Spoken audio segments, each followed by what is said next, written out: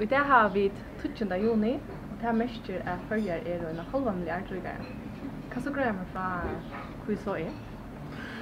Ja, så 20. juni i år 20 år lige siden i Føroyar og Danmark gjør det en sørlig gode avtale i Middellandene, som var en avtale som var lika som finalen av kreppene i 92-93 og bankakannisene som ble gjort. Og hun følte så til at landstyret og støtten 20. juni i 1998 gjør det en avtale som med landet innebærer noe ting, men her i midten var så til at de avskriver en halva milliard, 500 millioner, om så var at Føroyar ikke funnet olje 1820 år i Gingen. Og i dag det så 20 år i Gingen, og vi har også ikke funnet oljene nå, og tog til landet endelig avskriver. Og her vi kan så si at Føroyar blir halva milliard rikare. Ja, nu hørte vi at Anton Katzberg grøya fra Søyn Leikråd som løkkmaver av Norrløsnum, og det var sterk avhåverst å høre. Men til annet sier han det at folketingsomboen i Østny høtt og finker i spillene for 20 år siden. Du var selv folketingsombud, kan du si at du syntes nærmere fra Leikråden og Trafikken? Ja, altså det var i eisen i parster landstyret som var sett i kreppan riktig. Altså jeg var i landstyret i 6. oktober i 92 og i Fjollenberg for Heisen. Og var vi til å gjøre alle bakkarbeidringene for landstyret, begge ta i Fjollenberg for, og ta i Føroyarbeidsjene settene for, og etter vi parstabrev ombuden og så videre. Det førte så til at det ble en øyelig spent støv i Middelføroyar i Danmark, og ta jo komme fram til 1998, 11. mars i 98, da folketingsvalg. Og det som mest velstrøy i folketingsvalg, det var spent støv i Middelføroyar i Danmark. Særlig bakkermalet, og det vi finner en øyelig rikvismikla rapport, Grønborg-rapporten, for i bakkermalet kan man halda fytlen 1300 suger. Her nystøvene nok så greier at Føroyar ikke hadde finnet til nøktande opplysning om støvene fra danske myndelegger ta i kreppan herjei. Og det utløses for sjåan til at man ikke skal få en rettvis oppkjør i Middellandene. Og jeg kan minnes det at i velsynen stod det også greit at alle helst for sambandsflokkene at vinda folketingssessen, og ikke Janaflokkene. Folkeflokkene var nok så sikkert ta. Men av malstigene så iverhallet jeg sambandsflokken og vunnet mandatet ved noen faun ekko. Middel annet tog jeg at dere løtte sjokk i middelåpne danske Janaflokken. Og jeg eneste på for Janaflokken som har sitt av folkene som ikke har vært parster av tingposten til danske Janaflokken. Det var noe som jeg gav lyftig om i velstrøyen, og som jeg helt alle mine søkt nå. Men det mest kryptiske vet jeg at støvene tar vi vel ble oppkjørst var at han ble i vangrunnen vi for Ellemann hei finnes 90 mandater. Og ta rei i vangrunnen vi på Nyr Rasmussen hei eisne finnes 90 til å si at min ekvål, som det seneste av den 194, vi er avgjørende for om det skulle bo oppe i Ellemann som ble forsvarsmålere her i Edla og Nyr Rasmussen kunne holde av fra. Jeg sette det som en særlig støv. Det har sett meg en helt særlig støv. Han avgjørende skulle tegast langt opp i Kjølvarstovene velkvølte, og jeg minnes at jeg konfererade med Merde Petersen som eiste var velevnet til det velge, hvordan skulle fyre halvdagen og hvordan skulle melde ut.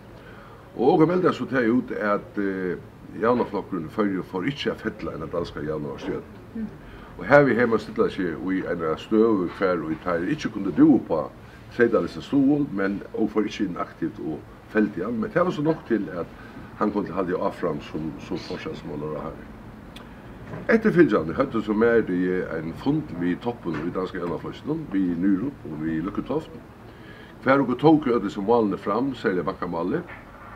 Og Merde Petersen var jo løgt med å ta i Føroyarbeidsje for og parstabrev ombud ble framt. Så var jo at Danske Bank var høvesaksjonerer i Føroyarbeidsje, og knapt ble så løste danske støtten Danske Bank fra forpliktelsen i Føroyarbeidsje, og fortjengargrunnen ivetog deg, og her vi landstyret ivetog forpliktelsene. Og det var ikke til å være ett lygelastne tog att det stod att han så krakelera ett hela.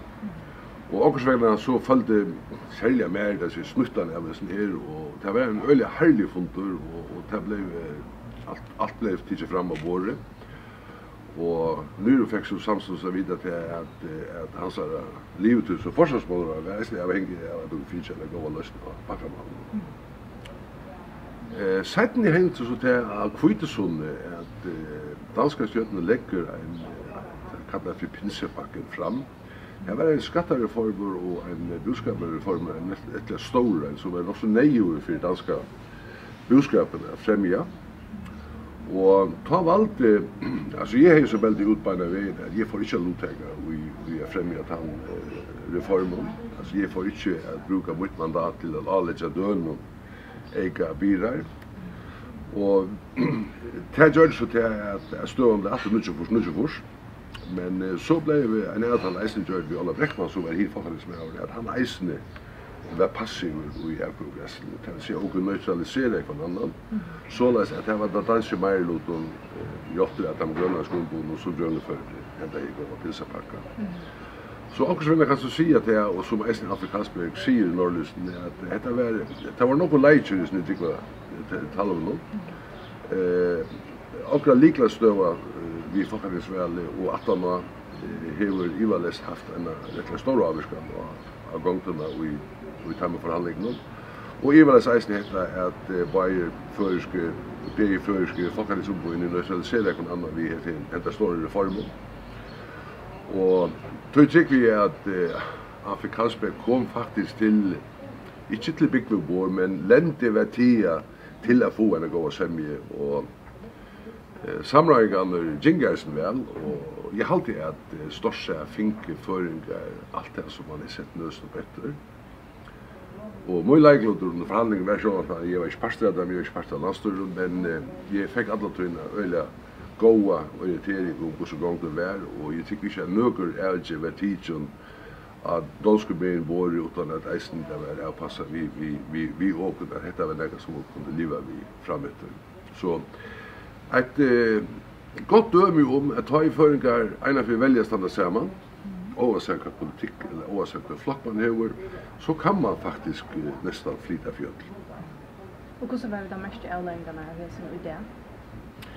Ja, så bankabjärgingarna som åker fram till ta i början av 50 det kostar i förska samhället 2,7 miljarder.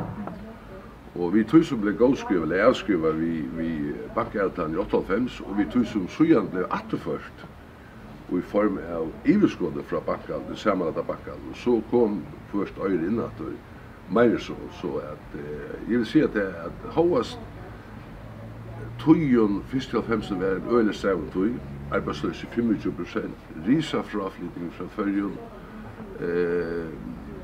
inte tycker på framtiden folk var depressiv och man hyser eller motor på tingen. Så visste jag att ta vände nog så shot att det var för färd för bo i 5 ta lugga som lite glottare homast.